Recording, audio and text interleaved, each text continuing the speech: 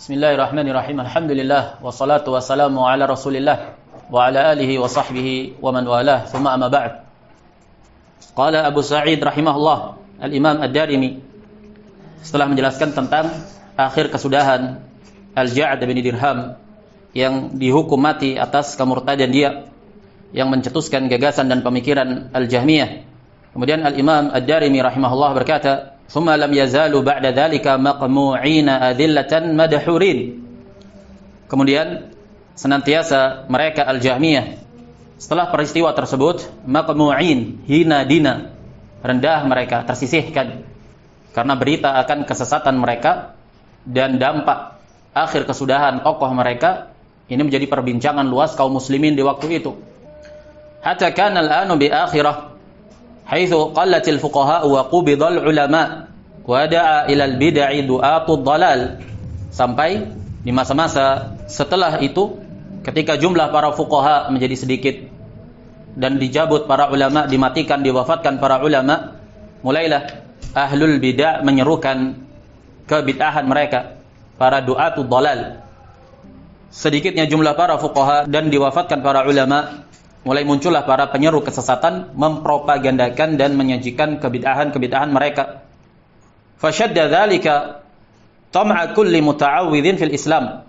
Maka mulailah bangkit ketamakan kullu muta'awwidzin, orang-orang yang memiliki kebencian terhadap Islam, orang-orang yang memiliki kedengkian terhadap Islam, min abna'il yahudi wan nasara wa ambatil Iraq wa wajadu fursatan lil kalam. Ketika mulai sedikit jumlah para fuqaha dan diwafatkannya para ulama, mulailah menampakkan batang hidungnya muncul ke permukaan para penyeru kesesatan dari kalangan anak keturunan Yahudi dan Nasara, dan mereka mendapati fursatan lil kalam, mendapati kesempatan. Inilah saatnya untuk kita mempropagandakan kesesatan kita, menggaungkan pemikiran dan membangkitkan kembali kebid'ahan-kebid'ahan yang diusung Ja'd bin Dirham dan Jahm bin Safwan, diangkat kembali, muncul ke permukaan. Fajaddu fi hadmil Islam, maka mereka berupaya dengan gigih untuk merobohkan Islam, merobohkan tauhid, merobohkan konsep asma dan sifat. Wa ta'tili dzil jalali wal ikram wa inkari sifatihi. Mulailah mereka berupaya untuk mentaktil, meniadakan Allah Subhanahu wa taala, karena mereka meniadakan dan menafikan serta mengingkari sifat-sifat Allah, bahwasanya Allah itu tidak bersifat. Maka kelazimannya hanya sesuatu yang tidak ada dan tidak berwujud saja yang tidak bersifat. Jadi mereka mentaktil, berusaha untuk meniadakan Allah Subhanahu wa taala dengan mengingkari sifat-sifat Allah. Wa takdzibi rusulihi, mereka dustakan para rasulnya. Wa ibtali wahyihi id wajadu fursatahum, mereka berusaha untuk menggugurkan, merobohkan wahyu Allah Subhanahu wa taala ketika mereka dapati kesempatan pada yang demikian itu, yaitu merajalelanya kebodohan sedikitnya para ulama dan fuqaha. Wa ahassu minar ru'ai jahlan, mereka mendapati kesempatan tersebut karena mayoritas orang-orang yang menisbatkan kepada Islam awam, jahil, atba' kulli na'id, membebek, mengekor, mengikuti siapa saja yang menyeru. Awam menjadi sasaran empuk propaganda kesesatan mereka. Wa minal ulama'i qillah, mereka mendapati bahwasanya para ulama sudah sedikit jumlahnya, para pengemban al-haq sudah sedikit jumlahnya, sudah jarang yang menyuarakan kebid'ahan mereka, sudah jarang sedikit yang membahas tentang kesesatan Al-Jahmiyah dan Ja'd bin Dirham. Maka ketika mereka mendapati yang demikian, mereka nilai itu sebagai suatu kesempatan dan peluang untuk menjajakan kembali, membangkitkan pandangan-pandangan Ja'd bin Dirham dan Jahm bin Safwan. Fa nasabu 'indaha al-kufra linnasi imaman bida'watihim ilaihi, maka mereka tancapkan kekufuran di hadapan umat manusia itu sebagai tonggaknya, imam, sebagai panutan bida'watihim ilaihi, dengan dakwah mereka kepadanya, dengan mendakwahi, menyerukan orang-orang awam tersebut ar-ru'a kepada apa yang mereka serukan berupa kesesatan. Wa adharu lahum ughlutat minal masail, mereka para penyeru kesesatan itu mulailah menampakkan ketergelinciran sebagian dari para ulama. Ughlutat minal masail, yaitu mereka mengangkat permasalahan-permasalahan yang pelik dan rumit, yang banyak diantaranya orang itu bisa tergelincir padanya. Mulailah mereka menggagas konsep-konsep tentang sifat ketuhanan dan sifat Allah itu dari jalur filsafat dan akal. Wa amayat minal kalam. Mereka kemukakan permasalahan-permasalahan yang bukan merupakan bahasan di kalangan manusia. Mulailah mereka kemukakan. Seperti misalkan bagaimana sifat-sifat Allah, kelaziman-kelaziman, bahwasanya jika Allah itu berbicara maka lazimnya Allah seperti makhluknya. Jika Allah beristiwa di atas arsy berarti lazimnya Allah butuh arsy. Permasalahan-permasalahan yang tidak pernah terbesit sedikit pun di kalangan para salaf. Mulailah karena mereka terkontaminasi dan terpapar dengan filsafat-filsafat Yunani, mereka memahami konsep ketuhanan dan keilahian itu melalui jalur akal itu. Yughalituna biha ahlal Islam. Mereka sengaja untuk melakukan kecohan terhadap ahlul Islam, terkhusus orang-orang yang awam, yang tidak paham. Dimunculkanlah syubhat-syubhat. Jika Allah berbicara, berarti kelazimannya Allah berbicara dengan pita suara, dengan rongga, dengan begini dan begitu. Nah, jika Allah beristiwa di atas arsy, berarti Allah butuh arsy-nya. Jika Allah berada di ketinggian, berarti Allah berada di suatu tempat dan tempat itu makhluk. Dan bahasan-bahasan seperti itu yang tidak pernah terbesit bahasan seperti ini di kalangan para salaf mulai dimunculkan. Liyuqi'u fi qulubihim asyak. Apa tujuan mereka? Agar menghembuskan, menanamkan di hati-hati kaum muslimin keraguan tentang sifat-sifat Allah. Dimunculkan syubhat-syubhat tersebut. Wa yulabbisu alaihim amrahum. Dan mereka melakukan talbis, tipu daya kepada umat. Wa yushakkikuhum fi khaliqihim.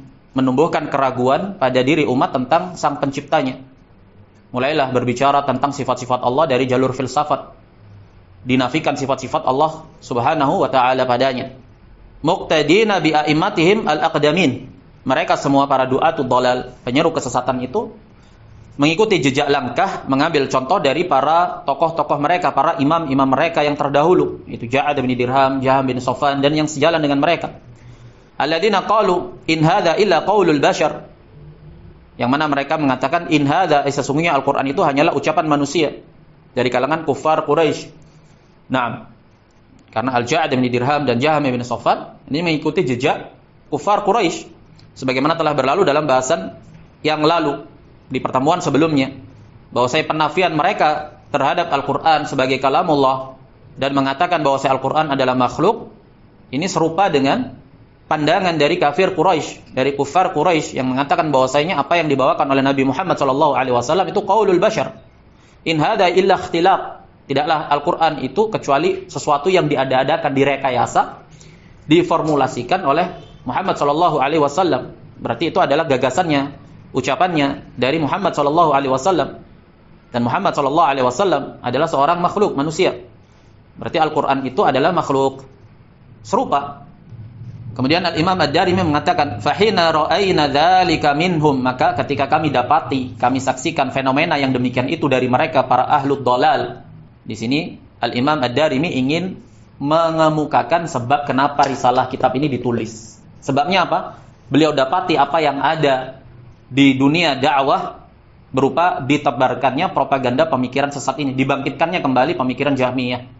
Fahina ra'ayna dzalika minhum wa faqanna limadhhabihim, dan kami mendeteksi kerusakan dan bahaya madhab mereka, wa ma yaqsuduna ilaihi minal kufri wa ibtalil kutubi war rusuli, dan apa yang mereka maksudkan, mereka rencanakan dan mereka tegakkan misi mereka berupa menebarkan kekufuran, pengingkaran terhadap sifat-sifat Allah dan keberadaan Allah, serta upaya untuk membatalkan kitab-kitab dan para rasul, menolak khabar-khabar yang datang dari Al-Qur'an, menolak khabar-khabar yang datang dari para rasul, wa nafil kalami wal ilmi wal amri 'anillahi ta'ala, di mana maksud mereka adalah menafikan kalam, sifat kalam dari Allah, sifat ilmu dari Allah.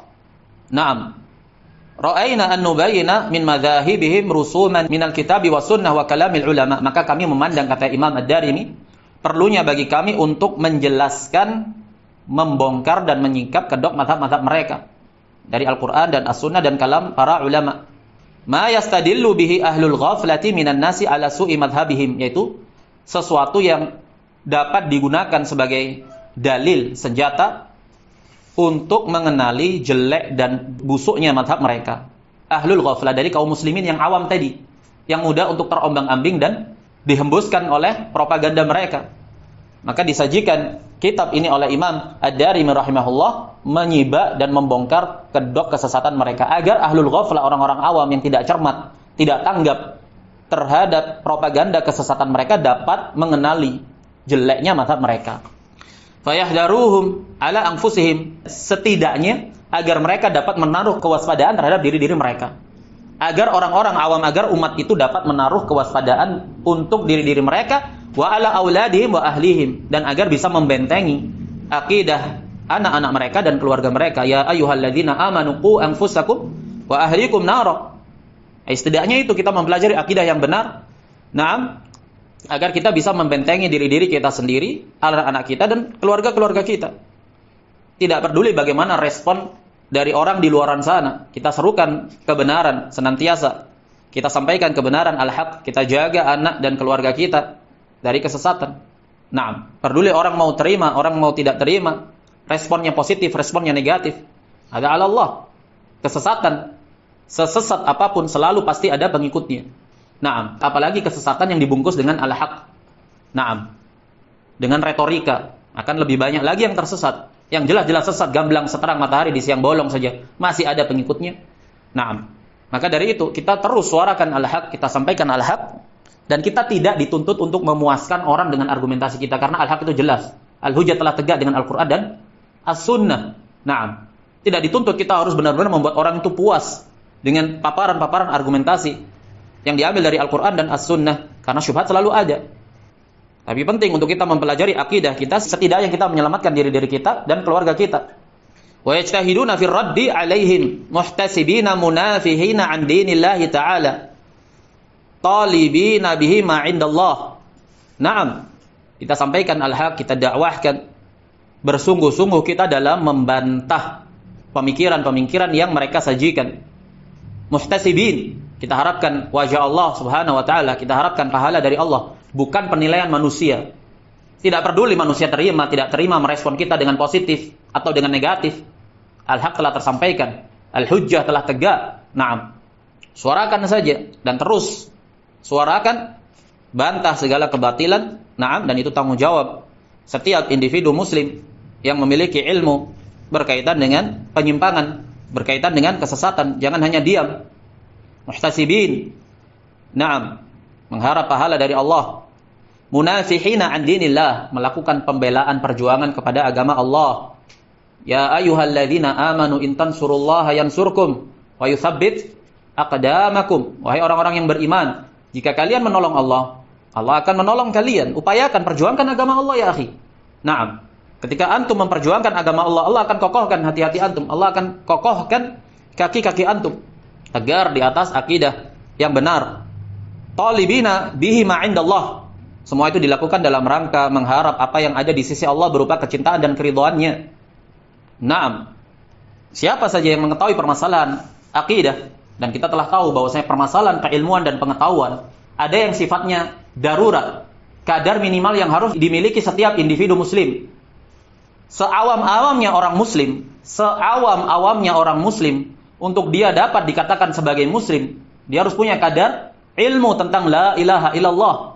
Ada kadar ilmu yang dipersyaratkan, kadar minimal yang harus ada, tidak bisa tidak.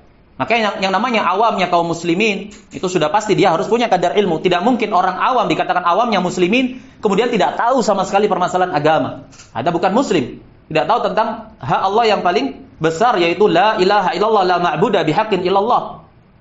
Ada bukan muslim, meskipun status sosialnya muslim, atau di istilah kita ini dikenal abangan, kaum merahan. Status sosialnya muslim, wala dia paham tauhid, tidak pula sholat, tidak pula zakat, tidak pula puasa. Status sosialnya muslim, banyak di masyarakat kita. Ada bukan muslim, naam. Bukan pula awam, ada juhal. Adapun awam kaum muslimin, dia harus punya standar minimal kadar ilmu. Fa'lam annahu la ilaha illallah, dia harus tahu yang paling asasi, tidak boleh Allah itu dipersekutukan. Tidak boleh Allah itu diolok-olok, dinistakan. Naam. Tidak ada udzur sedikit pun atas kejahilan bagi seseorang yang menisbatkan kepada Islam, kemudian dia cemooh, dia olok-olok Allah dan Rasulnya. Ada lagi tasawur, tidak tergambarkan. Nah, ya tidak boleh bodoh dalam yang demikian. Maka perjuangkan. Seawam-awamnya seorang muslim, dia harus tahu kadar minimal tentang Islam, tentang tauhid, tentang akidah yang benar. Dia harus tahu kesyirikan. Dia harus tahu bahwa saya menistakan Al-Quran, mencela Allah dan Rasulnya dengan celaan-celaan yang jelas, yang sharih, na'am, ada kufur. Seawam-awamnya orang muslim akan bisa menilai itu kufur. Na'am. Ada kadar yang tidak bisa ditawar. Ya, tidak dipersyaratkan harus alim, ulama, mengetahui, menguasai bidang-bidang ilmu dalam permasalahan-permasalahan yang sifatnya mendasar. Sudah berkali-kali diterangkan tentang permasalahan ini. Masalah-masalah dalam agama yang darurat sifatnya diketahui, tidak dipersyaratkan di sana harus alim ulama yang mengingkari. Kalau ada perzinahan di depan mata antum, mukhalafah jelas-jelas di hadapan mata antum, naam, diadakan minum-minuman khamr di situ, kemungkaran yang sifatnya darurat diketahui oleh seawam-awam kaum muslimin, ya tidak dipersyaratkan kamu tidak boleh mengingkari kecuali kamu alim ulama atau ustadz. La. Hai, permasalahan yang berserikat padanya orang-orang awamnya dan alimnya, ada permasalahan yang mendasar. Naam. Makanya Syekh Muhammad bin Abdul Wahhab rahimahullah mengatakan, menjelaskan di dalam risalah beliau Kashfus Syubhat, beliau mengatakan al-ami minal muwahhidin yaghlibu alfan min ulama'il musyrikin. Satu orang awamnya dari kalangan ahli tauhid itu bisa meluluh lantakkan, mengalahkan 1000 ulamanya orang-orang musyrik. 1000 ulamanya kaum musyrikin. Mereka disifati dengan sifat alim. Nahwunya menguasai, tajwidnya menguasai, balaghahnya menguasai, retorikanya menguasai. Naam, tapi hidayah di tangan Allah Subhanahu wa taala. Tidak dipersyaratkan kamu siapa, kamu balita. Nahwu masih belepotan kok mengingkari permasalahan kesyirikan dan permasalahan kekufuran. Ya, permasalahan yang sifatnya mendasar berserikat padanya seluruh kaum muslimin, tidak dipersyaratkan. Naam. Seorang ami yang tidak mengerti ilmu nahwu, tapi dia paham konsep la ilaha illallah, la ma'budu bihaqqin illallah. Naam, jauh lebih afdal dibandingkan alim, hufaz. Dia hafal Al-Quran, dia hafal tafsir, dia hafal ilmu-ilmu alat, tapi dia jahil dalam konsep tauhid dan akidah. Apa artinya? Nah, kamu jahil tentang nahwu dan sorof, tapi tauhidmu benar, kamu masuk surga, kamu selamat. Tapi kamu menguasai ilmu-ilmu alat, dan kamu kufur padanya, kamu jatuh dalam akidah dan kesesatan dan kesyirikan, kamu sesat. Nah, jadi permasalahan-permasalahan tauhid, permasalahan-permasalahan kufur, ini sesuatu yang gamblang, yang jelas. Kamu tahu padanya, perjuangkan, lawan, bantah. Nah, makanya Allah tegaskan, ketika orang-orang musyrik itu, kami ini melayani jamaah haji. Nah, kami ini menjaga Ka'bah. Mereka berdalil dengan amalan-amalan yang zahir itu tadi, meremehkan orang-orang yang mengikuti Nabi Muhammad SAW. Allah tegaskan di surat At-Taubah ayat yang ke-19. Aja'altum siqayatal haji wa imaratal masjidil harami kaman amana billahi wal yaumil akhir wa jahada fi sabilillahi. Apakah kalian mau jadikan orang-orang yang memberikan minum para jamaah haji, melayani tamu-tamu Allah, nah, memakmurkan Masjidil Haram, mereka menjaga, mereka juru kuncinya Ka'bah. Nah, mereka juga beribadah kepada Allah Subhanahu wa taala. Apa kamu jadikan mereka semisal orang-orang yang beriman kepada Allah dan hari akhir dan berjihad di jalannya, di jalan Allah? Apa katanya Allah? La yastawun, tidak sama. La yastawuna 'indallah, tidak sama di sisi Allah. Wallahu la yahdil qaumadz zalimin. Allah tidak memberikan hidayah kepada kaum zalimin. Memangnya kenapa kalau nahwu dan sorofnya masih belepotan? Tidak boleh berbicara tentang pembatal keislaman. Sementara pembatal keislaman itu lebih darurat dan lebih mendasar dibandingkan nahwu dan sorof. Dia ada permasalahan-permasalahan yang bisa dipahami secara harfiah, tidak dipersyaratkan untuk antum memahami ilmu alat. La ilaha illallah, la ma'budu bihaqqin illallah. Harus bisa dipahami seawam-awam kaum muslimin. Tidak bisa dikatakan nggak bisa memahami la ilaha illallah kecuali orang yang telah belajar nahwu, sorof, balaghah, usul fikih, qawaidul fikih, ilmu mustalah hadis, hafal tajwid ini, tajwid itu, hafal qiraat ini, qiraat itu. La ya akhi, dia sifat yang sifatnya mendasar, dipahami secara harfiah, sejelas-jelas dan segamblang-gamblang materi. Maka jangan sampai ada yang mentalbis, mengerdilkan antum dari orang-orang yang telah terfitnah. Antum tahu yang pernah belajar di sini Abu Ahmad, ada Zidan, ada dhal, sesat. Naam. Ada mubtadi', khalas, hujjah tegak pada dia. Dia belajar tentang syarah-syarah tauhid, belajar thalathatul usul sama kita. Jelas, hujjah tegak tentang konsep Murji'ah Jahmiyah dia juga sudah paham. Tentang masalah udzur bil jahl dia sudah paham. Ketika di sini pun tegas dia memahami konsep kesesatan Murji'ah. Falamma zaghu azaghallahu qulubahum. Tapi ketika dia mulai menyimpang, Allah simpangkan, Allah jauhkan hati dia tanpa sadar. Nah, mulailah dia bergelut di akhir-akhir keberadaan di sini, mulai membaca buku-buku orang-orang kafir tentang keuangan. Dia baca buku-buku filsafatnya Robert Kiyosaki, kalau antum pernah dengar. Robert Kiyosaki itu orang Amerika, keturunan Cina. Dia menulis tentang konsep konsep kebebasan finansial. Dia punya teori-teori ekonomi dan pandangan-pandangan tentang konsep bisnis, tentang konsep keuangan. Nah, mulailah kagum dengan karya-karyanya. Ana tegur. Kenapa? Karena ana sudah tahu. Itu konsumsi ana ketika ana dulu kuliah. Buku-buku itu. Nah, kita tahu. Ketika dia pasang status, lihat. Oh, karena ana pernah baca, jadi ana tahu ini kalamnya siapa ini. Ana langsung nasihati. Antum jangan bergelut dengan bacaan-bacaan seperti ini. Allah muliakan antum dengan kitab-kitab tauhid, dengan syarah-syarah akidah. Kenapa antum baca bacaan-bacaan seperti ini ya akhi? Apa yang dia katakan? Ana butuh ilmu tentang keuangan. Dan sejauh ini ana baca baik-baik aja. Sejauh ini ana tidak dapati penyimpangan. Insya Allah kalau ana dapati ada dari motivator-motivator Islam, muslimin, ana akan rujuk. Ana akan baca referensinya. Dan ana tinggalkan kitab ini kalau ana dapati salah padanya. Mulai dia dibuai dengan buku-buku itu. Yang menulis orang-orang kafir. Nah, kemudian dia sajikan tentang teori-teori keuangan dan keduniawian. Dia tanamkan di situ di buku itu filsafat-filsafat bagaimana orang itu dibuai dengan materialistis itu, nilai-nilai keduniawian itu. Nah, ini bidayatul inhiraf, awal kesesatannya dia. Setelah ditegur, setelah ana nasihati, nah, ana bilang hidayah itu mahal, wallah hidayah mahal. Kenapa? Karena selama ini mengkaji kitab-kitab ilmu, kitab-kitab akidah dan tauhid, lah kenapa kamu berpaling kepada kitab-kitab filsafat Robert Kiyosaki dengan dalih kamu mempelajari teori keuangan? Bullshit, semuanya omong kosong itu. Kamu nggak tahu kitab-kitab itu ada counternya, ada bantahannya.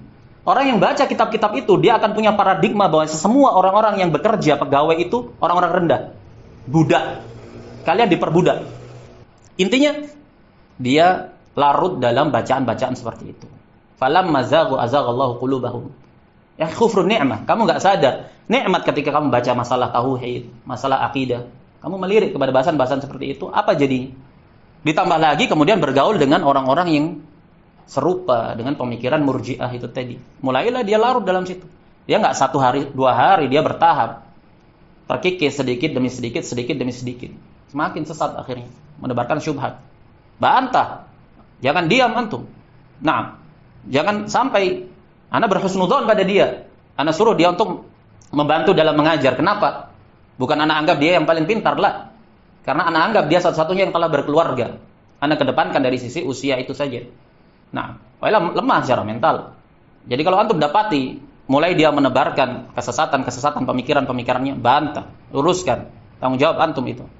Jangan antum merasa kecil. Wah, saya kalah dari ilmu tajwid. Saya kalah dari sisi nahwu sharafnya, misalkan. Lah, permasalahan fundamental tauhid, iman, syirik, kufur, ada kadar yang berserikat semua padanya, tidak dipersyaratkan kamu harus hafal tajwid, hafal nahwu sharaf. Perjuangkan agama Allah Subhanahu wa taala. Naam. Begitulah syahidnya, terkadang orang itu tidak sadar dia berada dalam nikmat. Di halaqah ilmu, bergelut dengan kitab-kitab, melenceng karena sebab mengalihkan bacaan-bacaan kepada bacaan-bacaan yang tidak benar, ditambah lagi, diperparah lagi dengan lingkup bi'ah pergaulan dia yang berkecimpung dalam hal demikian. Semakin. Nah. Ini menebar syubhat.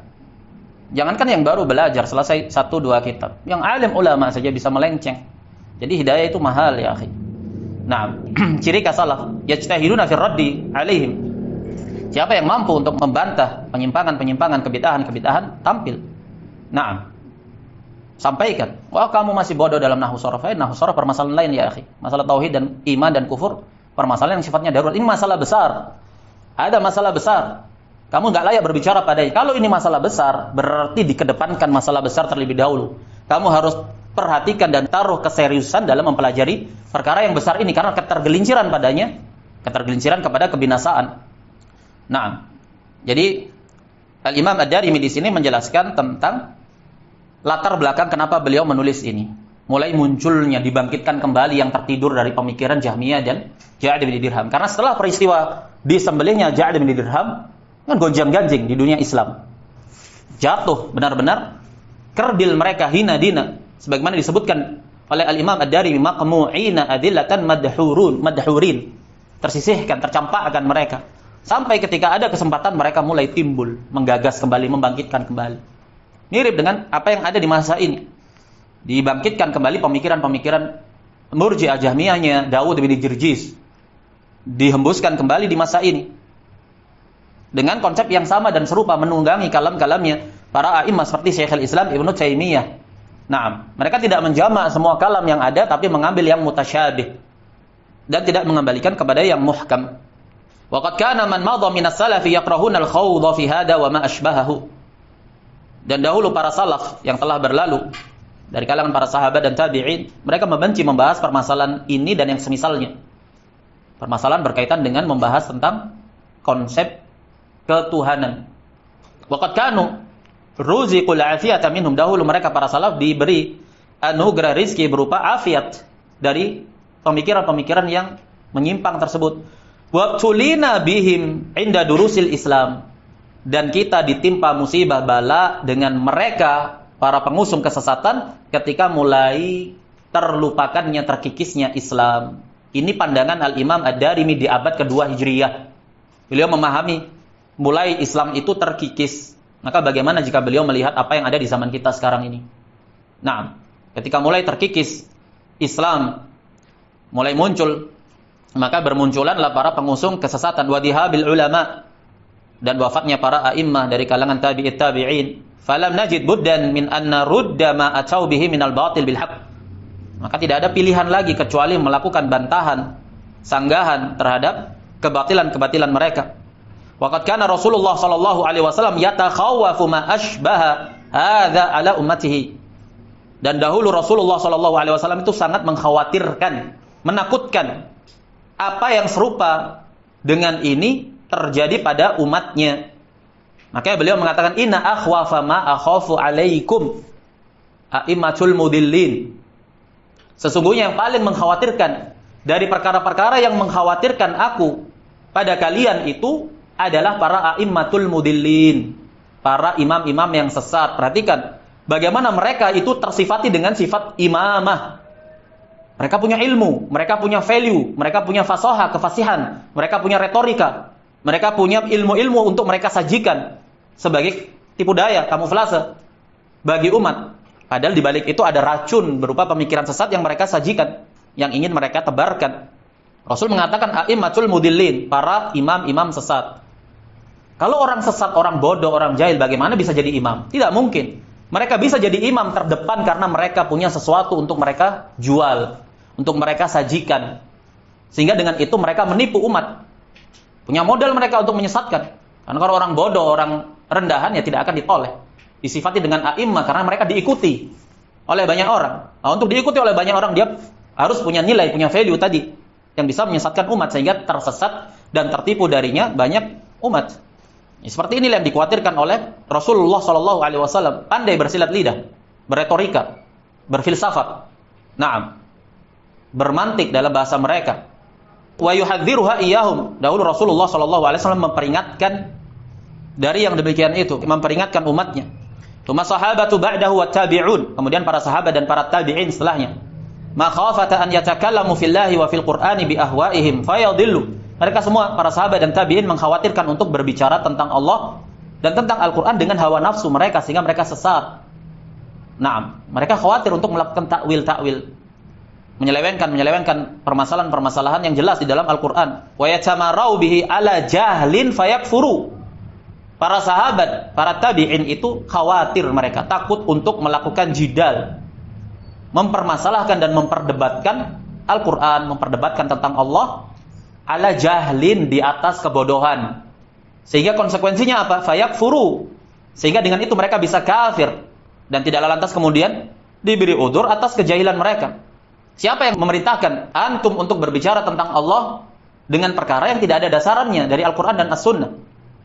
Berbicara menafikan sifat-sifat Allah dengan logika-logika dan rasio-rasio yang terbatas, dengan pijakan ilmu filsafat dan mantik. Siapa yang menyuruh yang demikian? Tidak ada udzur bagi kalian. Saya tidak tahu. Ya, apa yang ada di dalam Al-Quran dan Sunnah sudah mencukupi. Lihat bagaimana Al-Imam Ad-Darimi mengatakan, menjelaskan para sahabat dan tabi'in itu mengkhawatirkan untuk membahas tentang Allah dan Rasulnya dan kitab-kitabnya Al-Quran dengan hawa nafsu sehingga tersesat. Memperdebatkannya di atas kebodohan dan ketidaktahuan, konsekuensinya kufur, fayakfuru. Fa inna Rasulullah sallallahu alaihi wasallam qad qala al-mira'u fil Qur'ani kufrun. Karena Rasul sallallahu alaihi wasallam telah mengatakan al-mira' fil Qur'ani kufrun, memperdebatkan Al-Qur'an, apa yang ada di dalam Al-Qur'an itu adalah kekufuran. Al-mira' itu konotasinya selalu negatif. Tapi kalau jidal terkadang berkonotasi positif, terkadang berkonotasi negatif. Wala tujadilu ahlal kitabi illa billati hiya ahsan. Bermakna jadiluhum billati hiya ahsan. Digunakan lafaz-lafaz jidal, debat di mereka dengan cara yang paling baik. Jadi jidal di dalam Al-Qur'an, di dalam syariat terkadang positif dan terkadang negatif. Tapi kalau mira itu maknanya jidal yang tercela. Memperdebatkan sesuatu yang sudah pasti dan valid. Naam. Dikatakan al-mira'u fil Qur'ani kufrun. Termasuk dari makna-maknanya adalah memperturutkan yang mutasyabih dan mencampakkan, meninggalkan yang muhkam. Dan ini ciri ahlu zaig, orang-orang yang menyimpang. Fa'amal ladina fi qulubihim zaighun fayattabi'una ma tashabaha min. Adapun orang-orang yang ada penyimpangan dalam hatinya, maka mereka akan mengikuti apa-apa yang masih samar, mutasyabih. Makanya Rasul sallallahu alaihi wasallam memperingatkan dari mereka, dari metodenya ahlu zaig. Dari hadisnya Aisyah radhiyallahu anha bahwa Rasul sallallahu alaihi wasallam bersabda, "Idza ra'aitum man yattabi'una ma tashabaha min." Apabila kalian mendapati orang-orang yang mengikuti, memperturutkan apa-apa yang mutasyabih darinya dari Al-Qur'an, faulaikal ladzina sammahumullah. Maka itulah orang-orang yang telah Allah namakan di dalam Al-Qur'an di Ali Imran itu. Fahdharuhum, waspada dari mereka, hati-hati kamu. Mereka punya ilmu untuk mereka sajikan, untuk menipu dan mengecoh. Mutasyabih yang diperturutkan, dibawa kepada yang muhkam, harus dibawa kepada yang muhkam. Makanya mereka-mereka yang berkutat dalam masalah-masalah yang jelas, dalam masalah-masalah iman, masalah al-udhr bil jahl, memperturutkan perkara-perkara yang mutasyabih, meninggalkan sesuatu yang muhkam, bahwa saya innallaha la yaghfiru an yushraka bihi, bahwa saya Allah menghukumi pelaku syirik akbar itu kafir, musyrik. Mereka perturutkan dalil-dalil yang mutasyabih tentang kisah misalkan orang yang mewasiatkan kepada keluarganya untuk dibakar. Nah, sesuatu yang mutasyabih dibawa kepada yang muhkam. Perkara yang gamblang dan jelas dalam Yunus 18, dalam Zumar ayat 3 itu jelas gamblang. Orang-orang yang bertaqarrub meminta syafaat itu dihukumi sebagai musyrikin. Nah, begitu pula orang-orang yang meminta syafaat dihukumi sebagai orang-orang kafirin. Jelas hukum Allah di dalam Al-Qur'an tentang orang-orang musyrik. Kenapa dibawa kepada yang mutasyabih? Dalam permasalahan iman ada hadis syafaat, bahwa saya dikeluarkan dari neraka orang yang masih ada setitik iman dalam hatinya, mithqalu dzarrah min iman. Ada setitik partikel yang paling kecil di dalam hatinya berupa iman. Tapi di sana ada dalil-dalil yang muhkam menunjukkan bahwa saya amal itu bagian dari iman. Tinggalkan yang mutasyabih seperti ini. Naam, tinggalkan yang mutasyabih kepada yang muhkam. Di sana mungkin ada pengecualian-pengecualian. Misalkan orang yang mati dalam keadaan belum sempat untuk beramal amalan soleh. Misalkan, seketika itu dia bersyahadat, kemudian mati seperti kisah seorang pemuda Yahudi. Belum sempat untuk melaksanakan sholat, puasa, zakat. Mati seketika itu. Ada permasalahan yang lain, istisnaat. Tapi jangan digeneralisir kemudian berdalil dengan ayat-ayat mutasyabih atau hadis-hadis mutasyabih untuk menggeneralisir permasalahan, meninggalkan yang muhkam. Ini ciri dari ahluz zaid, orang-orang yang menyimpang dalam hatinya. Al-mira'u fil Qur'ani kufrun. Mereka memperdebatkan Al-Qur'an itu kekufuran, sesuatu yang telah jelas. Yang mutasyabih enggak usah kamu perdebatkan. Bawa kepada yang muhkam. Bal yadahu mabsutatan. Bahkan kedua tangan Allah terbentang. Ar-Rahmanu 'alal 'arsy istawa. Imani. Jangan kamu bawa kepada perdebatan. Kalau begini berarti kan begitu. Itu kan akalmu, rasiomu.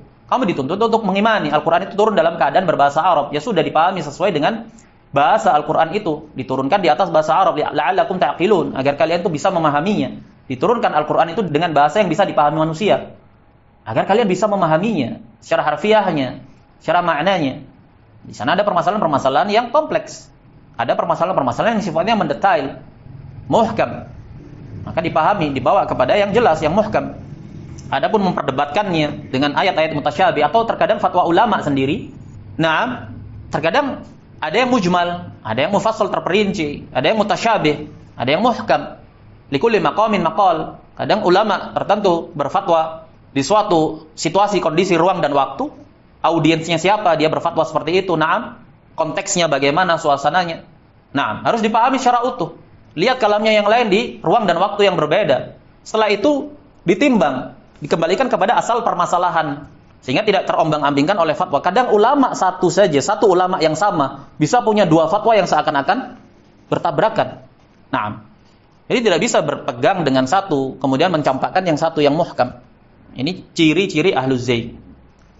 Nah, masuk penyimpangan itu sedikit demi sedikit. Maka waspadai, tinggalkan orang-orang seperti itu. Jangan kamu gubris. Kamu tidak dituntut untuk memuaskan semua orang. Hujah Allah tegak, sampaikan saja kebenaran, sampaikan.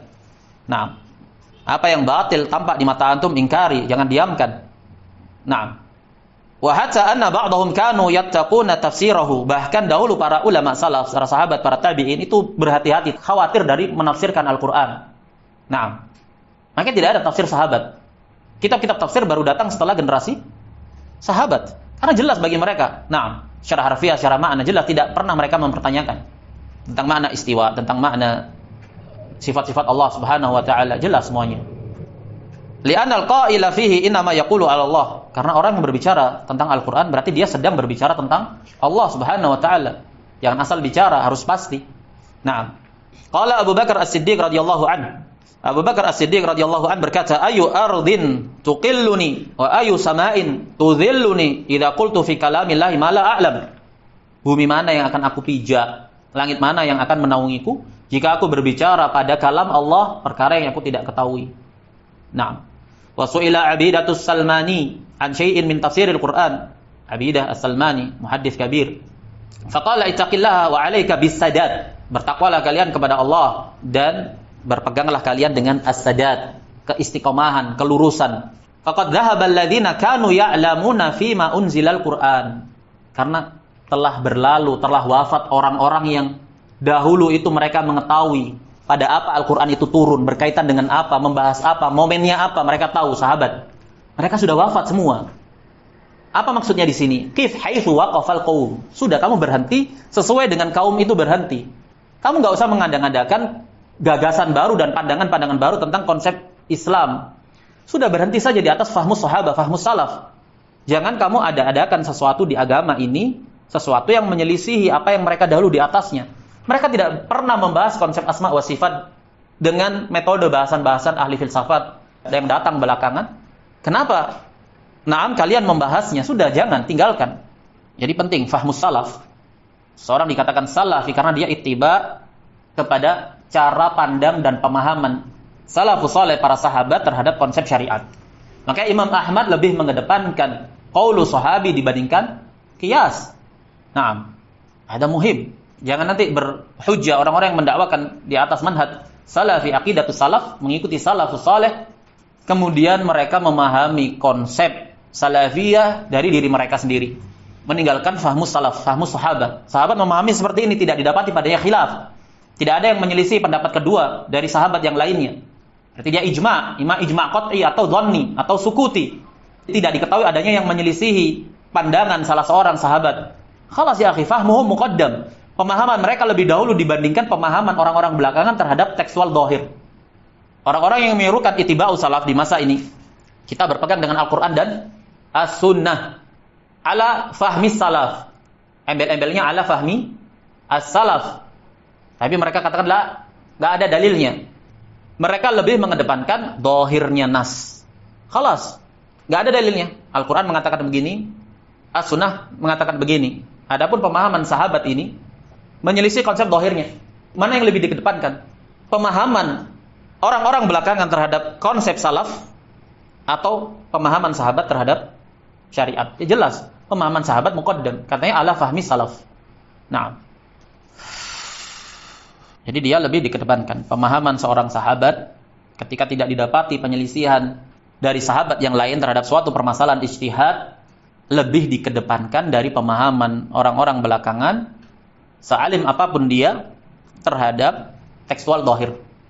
Fahada siddiqu khairu hadhil ummah ba'da nabiyha. Maka inilah Abu Bakar As-Siddiq sebaik-baik umat ini setelah nabinya.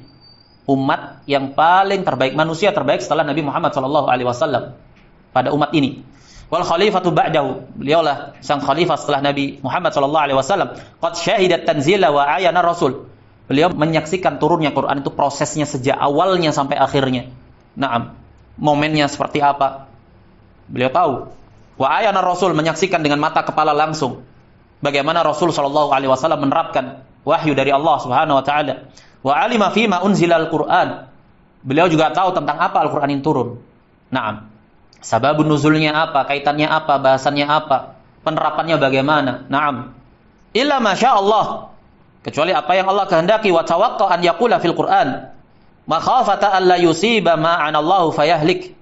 Beliau mengkhawatirkan, menjaga diri dari berbicara tentang Al-Qur'an karena mengkhawatirkan tidak menepati apa yang Allah maksudkan sehingga binasa dengan itu. Ini wara'nya seorang sahabat. Naam.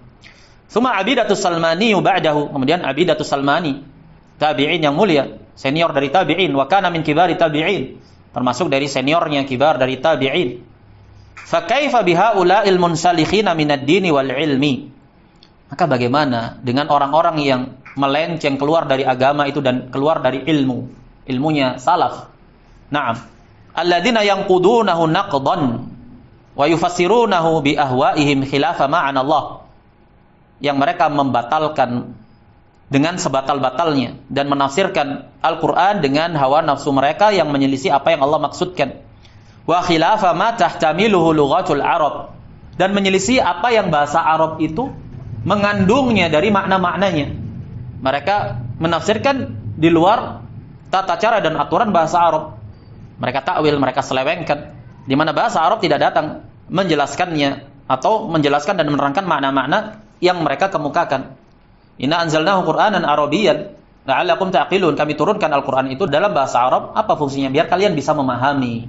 Biar yang tidak paham itu bisa memahami dengan bahasa yang sudah diterjemahkan.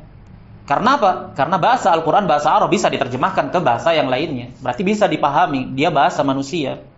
Nah, maka dipahami sesuai dengan tekstual bahasa Al-Qur'an, yaitu bahasa Arab. Walaqad qala ba'du ahli ilmi la tahliku hadhihi al-ummatu hatta tadhharu fihim az-zandaqatu. Sebagian ahli ilmu mengatakan tidak binasa umat ini kecuali sampai tampak pada mereka az-zandaqah, kezindikan, kekufuran, orang-orang zindik, munafik, orang-orang kufar. Wa yatakallamu fi Rabbi tabaraka wa ta'ala. Mereka berbicara tentang Allah Subhanahu wa ta'ala. Maksudnya apa?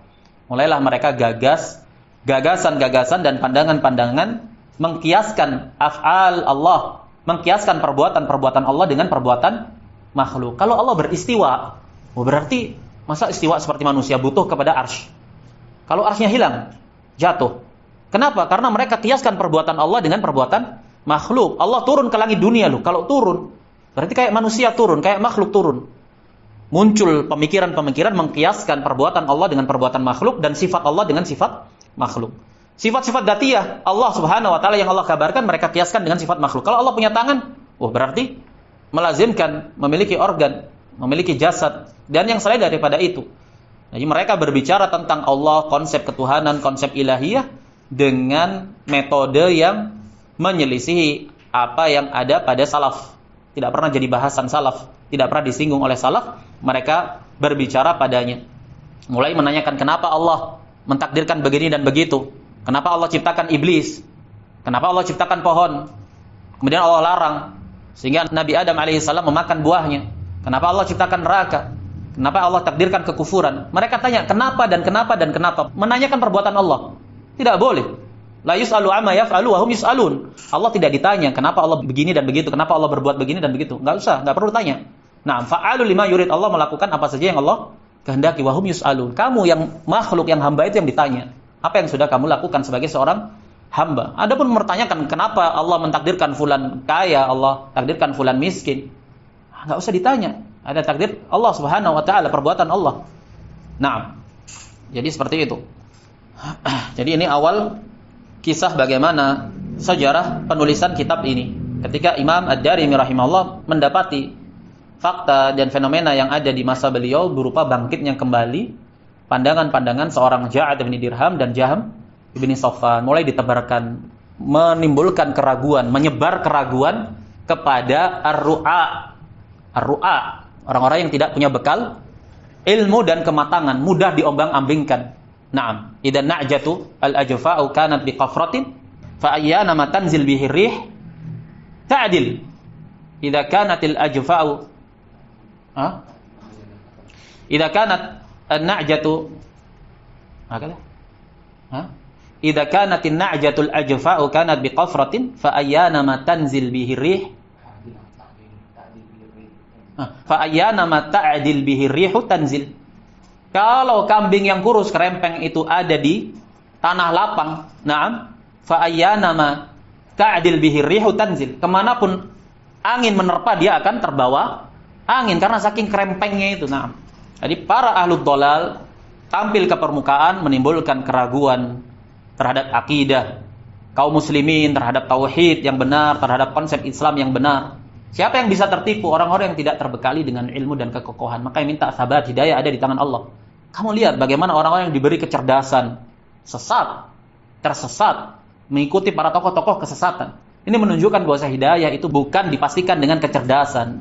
Di Muqaddimah Ushulus Sittah sudah kita pelajari bagaimana orang-orang yang diberi dzaka itu bisa menyeleweng, menyimpang, tidak bisa melihat kebenaran sebagai sebuah kebenaran untuk diikuti. Tidak bisa menilai kesesatan sebagai kesesatan sehingga mereka bisa jauhi. Makanya doanya Nabi apa? Allahumma arinal haqqa haqqan. Enggak cukup, warzuqni ittiba'ahu. Tunjukkan kepada saya al-haq sebagai al-haq. Kemudian anugerahi saya untuk berittiba, mengikuti al-haq. Tidak semua orang yang bisa mengenali al-haq dia mengikutinya. Dia tahu itu al-haq tapi hawa nafsunya, kepentingannya, tendensinya. Nah, dia kedepankan menyelisih al-haq. Ada yang orang memang benar-benar mendapati al-haq tapi dia tidak bisa nilai itu sebagai al-haq. Ya dia lari darinya. Orang-orang musyrik mendapati tauhid itu adalah kebatilan, lari darinya. Padahal tauhid adalah segamblang-gamblang permasalahan.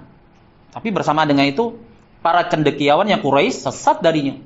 Wa arinal batila batilan, tunjukkanlah kebatilan kepadaku sebagai suatu kebatilan. Jangan sampai kebatilan itu tampak sebagai suatu kebenaran. Warzuqni ijtinaba, dan anugerahkan kepadaku untuk menjauhinya. Terkadang orang tahu itu batil, tapi tidak bisa dia jauhi. Dia merasa nyaman di situ, kepentingannya ada di situ. Nah, apa yang memuaskan perut dan kemaluannya ada di situ. Dia berkecimpung di situ, sulit bagi dia untuk keluar. Nah, maka minta sabat, keistiqomahan. Rabbana la tuzigh qulubana ba'da idh hadaitana. Jangan engkau selewengkan hati-hati kami setelah engkau berikan kami hidayah. Menunjukkan orang yang telah mendapatkan hidayah bisa melenceng. Makanya minta istiqomah. Minta istiqomah, ya muqallibal qulub, tsabbit qalbi ala dinik. Jangan merasa congkak dengan kecerdasan kamu. Saya menguasai nahwu, saya menguasai tajwid. Naam, semuanya itu lahan tuh bacaannya itu. Mulailah dia masuk padanya kesombongan. Fala mazaghu azaghallahu qulubahum. Allah masukkan kepadanya penyimpangan atas apa yang telah dia lakukan. Wal iyadu billah. Makanya minta selalu sabat. Naam, minta selalu sabat dan hidayah. Ihdinas siratal mustaqim kita baca 17 kali setiap harinya di dalam salat fardu. Ya muqallibal qulub, tsabbit qalbi ala dinik, istighfar. Naam, karena Nabi sallallahu alaihi wasallam yastaghfiru rabbahu aktsar min 70 marrah. Dalam riwayat mi'at marrah. Nabi itu beristighfar lebih dari 70 kali. Dalam riwayat yang lain 100 kali. Minta sabat. Kemudian doa, ya muqallibal qulub, tsabbit qalbi ala dinik. Kemudian yang ketiga apa? Yang ketiga apa? Minta tambahan ilmu, rabbi zidni ilma warzuqni fahma. 3 ini. Istighfar, minta sabat, dan minta tambahan ilmu. Gantungkan ketertambatan hati hanya kepada Allah Subhanahu wa taala. Khalas, cukup. Hadis Abdullah bin Mas'ud. Innal 'abda la ya'malu bi'amali ahli al-jannah hatta ma yakunu bainahu wa bainaha illa dhira', fa yasbiqu 'ala al-kitab fa yadkhulu an-nar. Cukup itu sebagai peringatan keras gitu loh untuk kita senantiasa mengharapkan keistiqomahan. Karena orang bisa tergelincir di akhir hayatnya, wal iyadu billah. Naam, sabbatani Allah wa iyyakum 'ala dinihi wa 'ala tauhidihi wa sunnatihi. Naam. Baik, kita cukupkan sampai di sini. Wassallallahu wasallam ala nabiyyina Muhammad wa ala alihi wa sahbihi ajma'in. Subhanakallahumma wa bihamdika asyhadu an la ilaha illa ant astaghfiruka wa atubu ilaih.